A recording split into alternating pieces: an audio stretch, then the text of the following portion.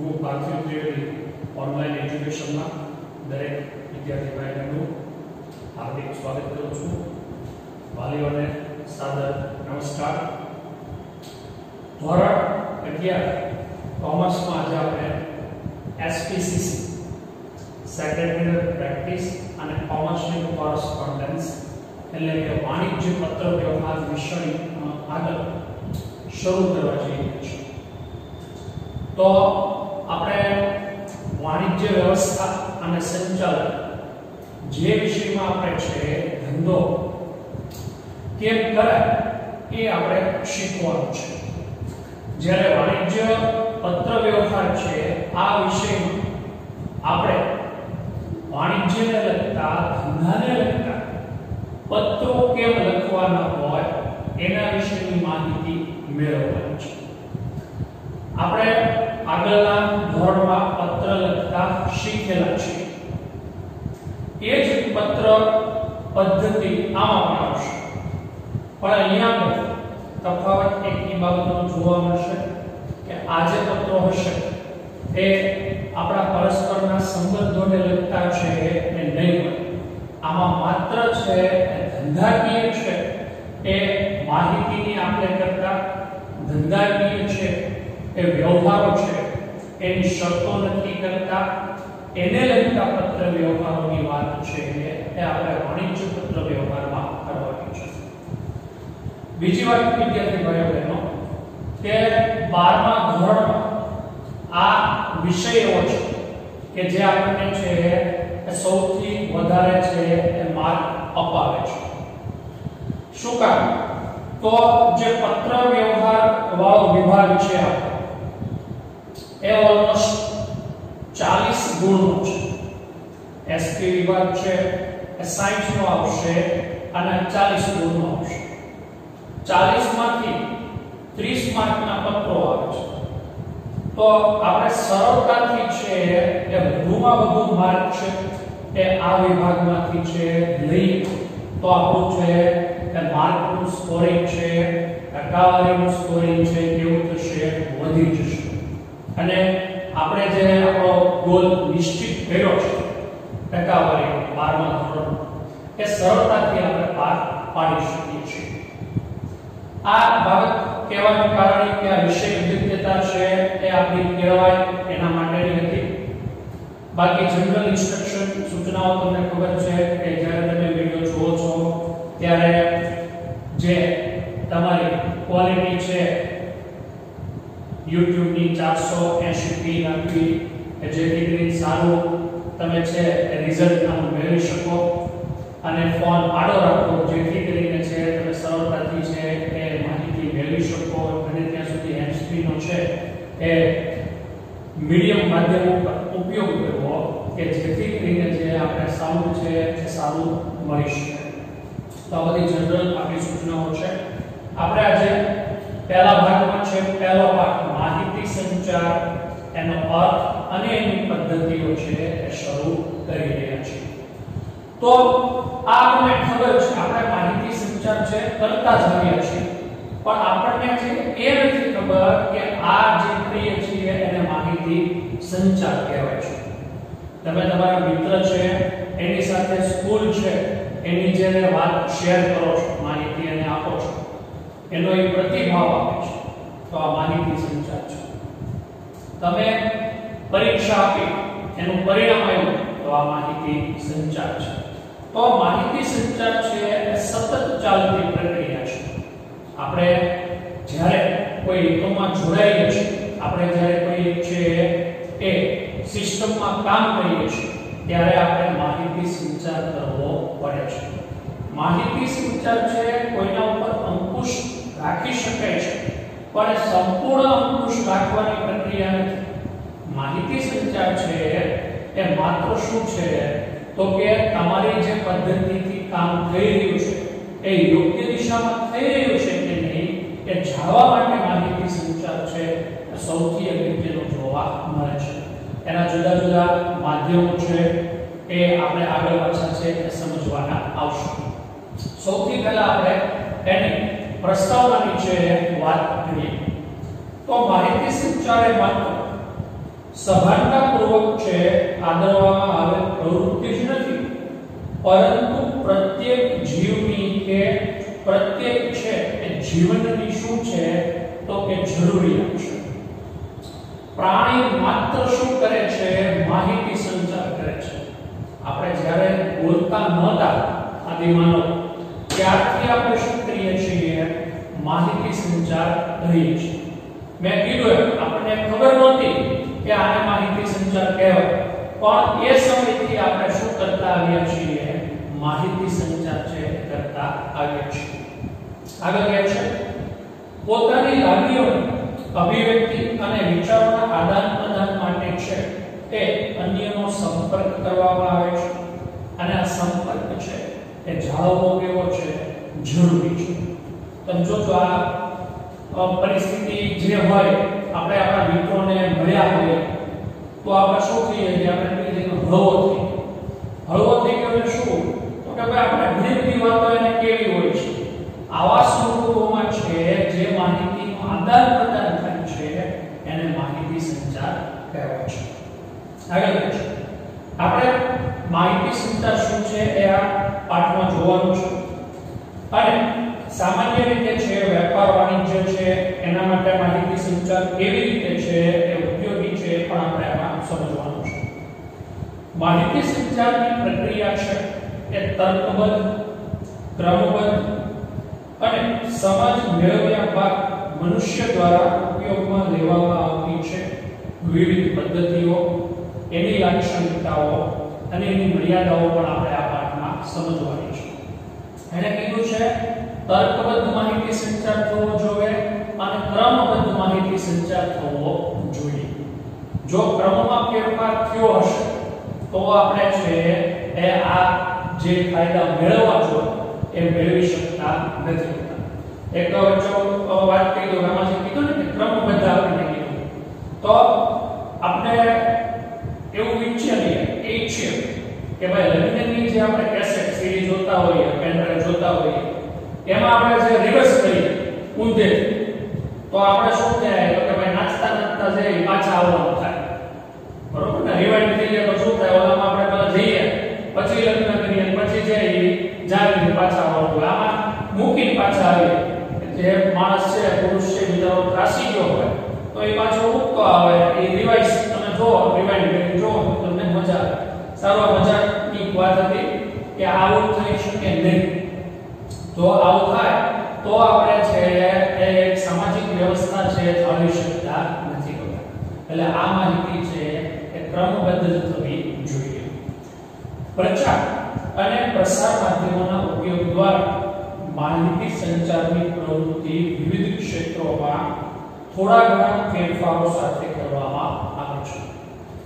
સામાજિક, સાંસ્કૃતિક, વ્યાપારિક અને સાહિત્યિક પ્રવૃત્તિઓની ઉદાહરણ સ્વરૂપે વાત કરીએ તો એક વાત સ્પષ્ટ છે એ ઉભરીને આવતી જોવા મળે છે કે વિવિધ હેતુસર છે કરવામાં આવે છે માહિતી સંચાર.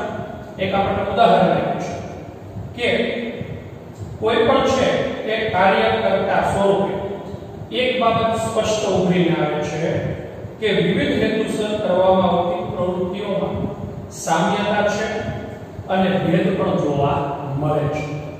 વિવિધ પ્રકારના માહિતી સંચારની આપલે માટે છે એ અલગ અલગ શૈલી, અલગ અલગ પદ્ધતિ, અલગ અલગ કૌશલ્ય અને અલગ અલગ ઢબ છે એ જોવા મળતી હોય છે. આ વિવિધતા જાળવવી, તેનો સભાનપણે ઉપયોગ કરવો એ પણ કેવું છે તો કે આવશ્યક બને છે. આપણે સાવ સહેલા ઉદાહરણ લેશું. જો તમે આખો વિડિયો જોશો ને તો જ તમને માહિતી છે તો વધુ સારી રીતે સમજાશે. તમે કહો કે સાહેબ આ વિવિધ કૌશલ્ય, વિવિધ હેતુ અને વિવિધ ઢબ એટલે શું? આપણે જે વર્તમાન સ્થિતિમાં હોઈએ ને આપણે એની જ વાત કરવાની. તો કે ભાઈ આપણે તમે છે એ અત્યારે વિડિયો લેક્ચર જોતા હો છો. દરેક વિડિયો લેક્ચર આવે છે કે દરેક વિડિયો લેક્ચર કેવી રીતે આવે છે તો કે સાહેબ અલગ પદ્ધતિથી આવે છે. બરોબર? દરેક વિદ્યાર્થીઓ જોવે છે તો કે સાહેબ કેવી રીતે? તો અલગ સમયે.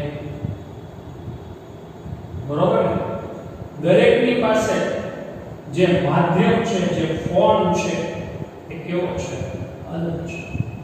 તો આ માહિતી સંચાર છે, પણ આ દરેકમાં પરિસ્થિતિ કેવી જોવા મળે છે? અલગ જોવા મળે છે. અને આ જ માહિતી સંચાર છે, એની આગવી શું છે? લાક્ષણિકતા છે, આગવી શું છે? વિશિષ્ટતા જોવા મળે છે. તમે 6 વિષયના 7 વિષયના વિડિયો લેક્ચર જુઓ તો દરેક વિડિયો લેક્ચર અલગ પદ્ધતિથી આવતા હોય છે. અમે એવો પ્રયત્ન કરીએ છીએ કે અલગ પદ્ધતિથી તમારા સુધી છે ખૂબ સારી રીતે શું કરીએ? પહોંચી શકીએ અને તમે છે ખૂબ સારી રીતે આની શું કરી શકો? માહિતી મેળવી શકો. આગળ આપણે આમ વિશિષ્ટ પ્રકારની શૈલી, કૌશલ્ય અને યોગ્ય માધ્યમનો ઉપયોગ કરીને માહિતીની આપ-લે કરવાની જે પ્રક્રિયા છે તેને માહિતી સંચાર એટલે કે કોમ્યુનિકેશન તરીકે ઓળખવામાં આવે છે. આપણે વિદ્યાર્થી ભાઈઓ બહેનો આ વાક્ય અંડરલાઈન કરવાનું રહેશે અને જે છેલ્લે હમણાં વાંચ્યું તે કે વિશિષ્ટ પ્રકારની શૈલી, કૌશલ્ય, આવડતનો ઉપયોગ કરી અને જે માહિતીની આપ-લે કરવામાં આવે છે તેને માહિતી સંચાર કહેવાય છે. અંગ્રેજીમાં એને આપણે કોમ્યુનિકેશન તરીકે ઓળખીશું. આગળ આપણને કહે છે કે આ જે કોમ્યુનિકેશન શબ્દ છે એ કોમ્યુનિકેટ, હવે કોમ્યુનિકેટ પાછો કઈ ભાષાનો શબ્દ હતો? લેટિન ભાષાનો શબ્દ હતો અને એના ઉપરથી છે કોમ્યુનિકેશન શબ્દ છે એ ઉપયોગમાં છે આવેલો જોવા મળે છે. આનો અર્થ, કોમ્યુનિકેશનનો અર્થ સાદી ભાષામાં ટુ શેર એટલે કે આપણી પાસે જે છે એ શું કરવાનું છે? અન્યની સાથે વહેંચવાનું છે. આદાન-પ્રદાન, ટુ એક્સચેન્જ અને આપણે કરવી કે ભાગીદાર થવું, ટુ પાર્ટિસિપેટ એવો અર્થ છે એ થતો આનો જોવા મળે છે. તો છેલ્લા તમે અંડરલાઈન કરજો. કોમ્યુનિકેશન, કોમ્યુનિકેટ અને એનો અર્થ છે શું કરવામાં આવે છે. આ આપણા એક માર્ક વાળા, 2 માર્ક વાળા પ્રશ્નમાં છે એ આવી જતું જોવા મળે છે. તો આ બંનેમાં છે છેલ્લામાં છે તમારે અંડરલાઈન કરવાની થશે. ત્યાર પછીની જે માહિતી છે આપણી પાસે એ છે વાણિજ્યિક માહિતી સંચાર એટલે શું? આપણે વાત કરી કે આપણે પત્ર લખવાના છે, પણ આ પત્ર છે એ કેવા પત્ર છે? તો કે ધંધાને લગતા છે એ પત્ર જોવા મળશે. તો આવા સંજોગોમાં છે એ જે માહિતી સંચાર છે એ વાણિજ્યિક માહિતી સંચાર છે એ જોવા મળશે. પહેલું વાક્યમાં તમારે અંડરલાઈન કરવાનું થાય છે માહિતી સંચારની પ્રક્રિયાનો ઉપયોગ વાણિજ્યિક હેતુ માટે, વાણિજ્યિક હેતુ એટલે ધંધાકીય હેતુ માટે કરવામાં આવે તો તેને વાણિજ્યિક માહિતી સંચાર કહેવામાં આવે છે. આપણે અંડરલાઈન ખાસ કરવાની થશે માહિતી સંચારની પ્રક્રિયાનો ઉપયોગ વાણિજ્યિક હેતુ માટે કરવામાં આવે તો તેને વાણિજ્યિક માહિતી સંચાર કહેવામાં આવે છે. આગળ છે વેપારીઓએ બે જૂથના સંપર્કમાં રહેવું કેવું છે? ખૂબ જરૂરી જોવા મળે છે. તે જે પ્રકારનો માલ સામાન વેચે છે તેનું ઉત્પાદન કરનાર અને વિક્રેતા એક જૂથમાં આવશે તો તેની પાસેથી માલ સામાન ખરીદનાર તેનો ગ્રાહક વર્ગ બીજા જૂથમાં આવે છે. તો આ માહિતી સંચાર ક્યારે થાય છે? તો કે ભાઈ એક વર્ગ છે કેવો છે? વેચનાર છે અને બીજો વર્ગ છે કેવો છે? ખરીદનાર છે. અને આ બંને વચ્ચે માહિતી સંચાર છે એ સતત થતો રહેવો કેવો છે? એ જરૂરી છે. આજે આપણે મળવાનું માધ્યમ આ પસંદ કરીએ છીએ તેનું કારણ એ છે કે જો આપણે આનાથી કે છે એ અલગ થઈ જશું તો આપણે છે લાંબો સમય એકબીજાને યાદ ન રાખીશું. તો આવા સંજોગોમાં છે આ સ્થિતિ કેવી છે? તો કે ખૂબ જરૂરી છે ગણવામાં આવે છે. આગળ કહે છે વેપારીઓ આ બે જૂથમાં વહેંચાઈ ગયેલા જોવા મળે છે. આ બે જૂથના સંપર્કમાં રહેવા માટે પત્ર એક કેવું છે? મહત્વનું સાધન છે. તમારો પ્રશ્ન એ પણ આવશે કે સાહેબ વર્તમાન સમયમાં આ પત્રનું મહત્વ નથી, પણ તમારા પત્ર છે જરૂરી છે. લેખિત વસ્તુ છે ને એ આગ્રહની વિષય વસ્તુ છે. આપણે આગળ જેમ જેમ દરેક વિષય ભણતા જશું એમ એની માહિતી આવતી જશે તો ત્યારે છે કે આ બાબત સ્પષ્ટ થાય છે કે હજુ પણ પત્ર વ્યવહાર છે એ અગત્યતા ધરાવે છે. અંડરલાઈન કરશું, પત્ર છે દૂત કે પ્રતિનિધિ સમાન છે. તમે જે કહેવા માંગો છો એ તમારા પત્ર દ્વારા તમે કહેવડાવો છો, એટલે પત્ર એ તમારો શું બને છે, તમારો એટલે વેપારી એ એક દૂત બનતો હોય છે, એક પ્રતિનિધિ તરીકે, એક સેલ્સમેન તરીકેનું કાર્ય કરે છે. આમ પત્રો દ્વારા ધંધાના વ્યાપારની ખરીદી, વેચાણ, પ્રચાર, પ્રસાર વગેરેની પ્રવૃત્તિઓ હાથ ધરવામાં આવે છે, એટલે એને વાણિજ્ય છે એ માહિતી સંચાર કહેવાય છે. આપણે પહેલું અને છેલ્લું વાક્ય પાછું અંડરલાઈન કરવાનું થશે. તો આ વાણિજ્યિક માહિતી સંચાર તો જ્યારે પત્ર વ્યવહાર છે વાણિજ્યિક હેતુ માટે કરવામાં આવે તો એને વાણિજ્યિક માહિતી સંચાર કહેવાય છે. હવે આ માહિતી સંચાર છે એની પ્રક્રિયા આપણે કેવી રીતે છે અનુસરવાની જોવાની છે. માહિતી સંચાર એ વાણિજ્યિક માહિતી અને માહિતી સંચાર બંને વિભાવનાઓની બાબતમાં માહિતી શબ્દ છે એ કોમન ઉપયોગમાં આવતો જોવા મળે છે. આમ તાત્વિક રીતે તમે જોવા જાઓ તો તર્કબદ્ધ રીતે તમે વિચારો તો માહિતી સંચારની પ્રક્રિયામાં ભાગ લેતા ઘટકો માહિતીના આદાન પ્રદાનમાં ભાગીદાર થઈ માહિતી, વિચાર, વિભાવના, લાગણી કે સંદેશાઓની આપ-લે કરે છે. આમાં બધું જ આવતું છે જોવા મળશે. લખવાના છે આપણે વાણિજ્યિક પત્રો છે, એમ છતાં છે આ દરેક બાબત છે એમાં આવરી લેવામાં આવતી છે એ જોવા મળશે. આગળ કહે છે પ્રત્યાયનની આ એક એવી પ્રક્રિયા છે જેમાં એક વ્યક્તિ કે જૂથ દ્વારા બીજા વ્યક્તિ કે જૂથને માહિતી, વિચાર પહોંચાડવાની શું થાય છે, કોશિશ થાય છે, પ્રયત્ન થાય છે. આમાં વિવિધ માધ્યમો, સાધનોનો ઉપયોગ કરવામાં આવે છે. વિચાર સંક્રમણની પ્રક્રિયા પૂરી થતાં સામા પક્ષ તરફથી પ્રતિસાદ એટલે શું થાય છે, જવાબ પ્રાપ્ત થતો જોવા મળે છે. હવે એને આખી પ્રક્રિયા આપણને છે એ જુદા જુદા 7 ભાગમાં છે શું કરીને આપી છે, વહેંચીને આપેલી છે એ જોવા મળે છે. માહિતી સંચારની પ્રક્રિયા આપણે વાત જણાવીએ 7 ભાગમાં શું કરેલી છે, વહેંચેલી છે. તો એ આપણને સામેના પેજ ઉપર આકૃતિ સ્વરૂપે પણ આપણને આપેલું છે. આપણે ક્રમશઃ સમજીએ જેથી કરીને આપણને ખબર પડે કે આ માહિતી સંચાર છે એની પ્રક્રિયા છે કેવી રીતના આગળ વધતી જોવા મળતી હોય છે. તો 7 ભાગમાં એને આપણને આપેલું છે. પહેલી વસ્તુ આપણને કીધી કે બોલમાં હોવો જોઈએ. જેમ અહીંયા આગળથી જે હું બોલું છું અને તમે જ્યારે છે આ જોશો ત્યારે તમે શું કરો છો તો કે તમે છે એ સાંભળો છો. એટલે પહેલી વસ્તુ છે બોલના હોવો કેવો છે જરૂરી છે. જ્યારે માહિતી સંચારની પ્રક્રિયા તમારે કરવી હોય ત્યારે એક વ્યક્તિ બોલના હોવો જરૂરી છે.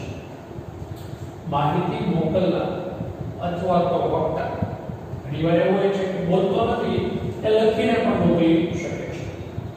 અન્ય વ્યક્તિ કે જૂથને માહિતી, વિચાર પહોંચાડવાના આશયથી માહિતી પ્રસારની પ્રક્રિયાની શું કરે છે, શરૂઆત કરતો જોવા મળે છે. એટલે બોલનાર અથવા તો લખનાર વ્યક્તિ અથવા તો પોતે છે અભિવ્યક્ત કરનાર તરીકે છે એ માહિતી સંચારમાં હોવો જરૂરી છે. હું અને તમે તો આ માહિતી સંચારની પ્રક્રિયા છે માટે બે વ્યક્તિ હોવા જરૂરી છે. બીજું કે છે રજૂઆત. રજૂઆતમાં વિચારોની શું આવશે, ગોઠવણ આવશે. અને આ વિચારો કેવા હોવા જોઈએ, ક્રમશઃ હોવા જોઈએ, તર્કબદ્ધ હોવા જોઈએ. બોલનાર દ્વારા વિચારીને માહિતીનું સ્વરૂપ આપતા પહેલા જે તે વિચારોને કેવી રીતે રજૂ કરવો તેના માટે કઈ ભાષા, શબ્દો, અવાજ, માધ્યમ અને આ માધ્યમ કયું અનુકૂળ રહેશે કે જેના દ્વારા સામેવાળો વ્યક્તિ છે આ રજૂઆત છે એ સરળતાથી સમજી શકે. તો બોલનાર હોવો જોઈએ અને રજૂઆત માટે એના જુદા જુદા માધ્યમો છે એમાંથી શ્રેષ્ઠ માધ્યમ શું કરેલું હોવું જોઈએ? પસંદ કરેલું હોવું જોઈએ. આગળ આપણને કહે છે ત્રીજું છે સંદેશો અને માહિતી. જે તમારે કહેવાનું છે એ ચોક્કસ ક્રમમાં અને યોગ્ય રીતે છે એ તમે કહી શકો એવો સંદેશો છે તૈયાર થયેલો હોવો જોઈએ. વિવિધ સાધનો, ઉપકરણો અથવા માધ્યમ દ્વારા છે વક્તા યોગ્ય રીતે રજૂઆત કરે છે જેને આપણે સંદેશા કે માધ્યમ તરીકે ઓળખીએ છીએ. ક્લાસરૂમમાં બેઠા હો તોય માહિતી તમને આપવામાં આવે તો પણ સંદેશો કહેવાશે. તમે છે કે ફિલ્મ જોવો છો, તમે ટીવી જોવો છો, તમે ન્યૂઝ જોવો છો, તો આ બધા જ સંદેશા છે તરીકે ગણવામાં ઓળખવામાં આવે છે. તો બોલનાર હોવો જોઈએ, એને ચોક્કસ છે એ ગોઠવણ દ્વારા રજૂઆત કરવાની હોય છે અને એ જે માધ્યમની રજૂઆત કરે છે એને સંદેશા તરીકે ઓળખવામાં આવે છે. ચોથું છે સંદેશાનું માધ્યમ કે જેથી છે સામેવાળો વ્યક્તિ છે એ ઝડપથી સમજી શકે અને એને અનુરૂપ હોય એવું માધ્યમ છે આ પસંદ થયેલું હોવું જોઈએ. સંદેશાની માહિતીને મોકલવા માટે બોલનાર દ્વારા જે ભાષા, જે ચિત્રો કે અવાજ, પત્રો, સાધન, ઉપકરણ વગેરેની જે છે પસંદગી થાય છે તેના દ્વારા બીજા વ્યક્તિ સુધી આ માહિતી શું થાય છે પહોંચતી જોવા મળે છે. તો આના છે પરિસ્થિતિને આધારે જરૂરિયાત પ્રમાણે છે એ વક્તા શું કરે છે તો કે યોગ્ય માધ્યમની પસંદગી કરે છે. સમય સંજોગ મુજબ તમે જો તો મોદી સાહેબ છે પોતે વારંવાર છે એ ટીવીના માધ્યમ દ્વારા શું કરે છે તો કે આપણી સમક્ષ ઉપસ્થિત થાય છે. એક સમયે રેડિયોનું માધ્યમ પસંદ કર્યું પણ સમય અને સંજોગ મુજબ જ્યારે રજૂઆત કરવાની હોય છે અને રજૂઆત છે કેવા પ્રકારની હોય છે એના ઉપરથી આ માધ્યમ શું થાય છે તો કે નક્કી થતું છે જોવા મળતું હોય છે. તો બોલનાર હોવો જોઈએ, એની ક્રમમાં રજૂઆત થયેલી હોવી જોઈએ, એનો સંદેશો યોગ્ય હોય અને સંદેશો પહોંચાડવા માટેનું માધ્યમ છે એ ચોક્કસ અને યોગ્ય હોવું જોઈએ. પાંચમું કે છે હવે સામેવાળાની પ્રક્રિયા શરૂ થશે. આ એક ભાગ હતો જે બોલનાર જ પસંદ કરવાનો છે. હવે સામેવાળો જે વ્યક્તિ છે એ આ સંદેશો શું કરે છે પ્રાપ્ત કરે છે તો એની શું પરિસ્થિતિ થશે અને એને શું છે આ કરવાનું હોય છે.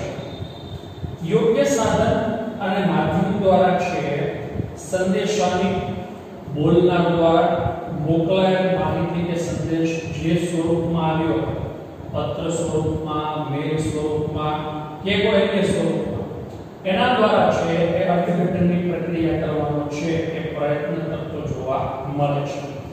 તેને છે સંદેશાની પ્રાપ્તિ અને સમજ તરીકે પણ આપણે ઓળખાવી શકીએ છીએ.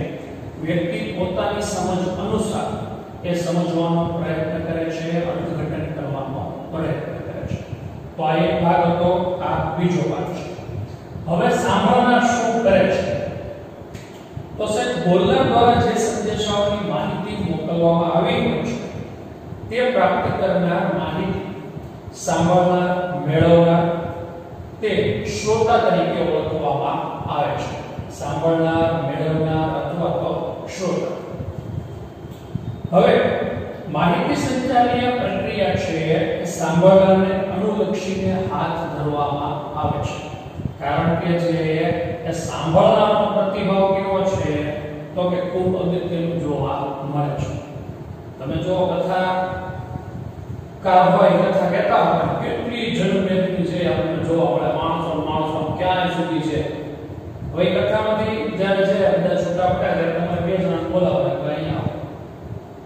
શું કીધું આજે બાપુ? બની જો તમારી વાત કરતા પણ આ સાંભળનાર છે એ પ્રતિભાવ ત્યારે જ આપી શકશે જ્યારે એને પ્રાપ્તિ કરી હોય અને એનું અર્થઘટન યોગ્ય કર્યું હોય.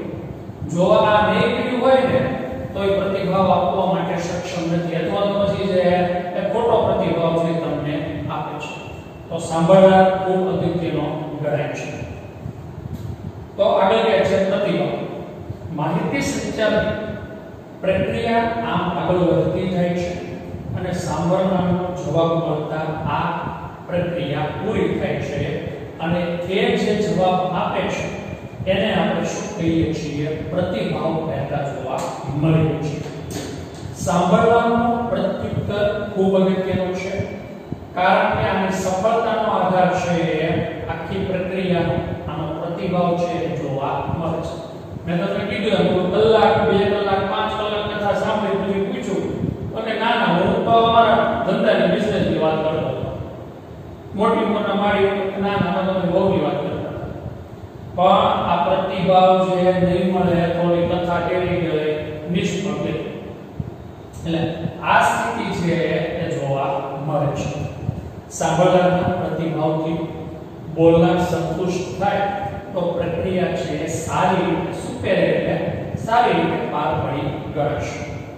પરંતુ આંશિક ગેરસમજ થઈ હોય અથવા સદંતર સમજ જ ન પડી હોય તો પ્રક્રિયા છે એ નિષ્ફળ ગઈ એવું પણ આપણે કહી શકીએ છીએ.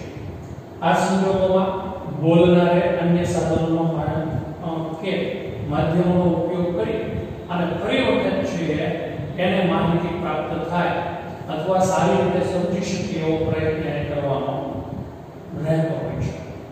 અહીં એક બાબત છે એ આપણે ખાસ નોંધવી પડશે કે ભાષા, શબ્દો, ચિત્રો, પ્રતીકો, ચિહ્નો, સાધન, મૌખિક, લેખિત, હાવભાવ વગેરે દ્વારા પણ માહિતી સંચાર થઈ શકે છે. આ વાક્ય તમે અંડરલાઈન કરજો. અને સામેના પેજ ઉપર આપણને એની આકૃતિ આપેલી છે. હવે સામાન્ય રીતે આપણું હોમવર્ક શું રહેશે?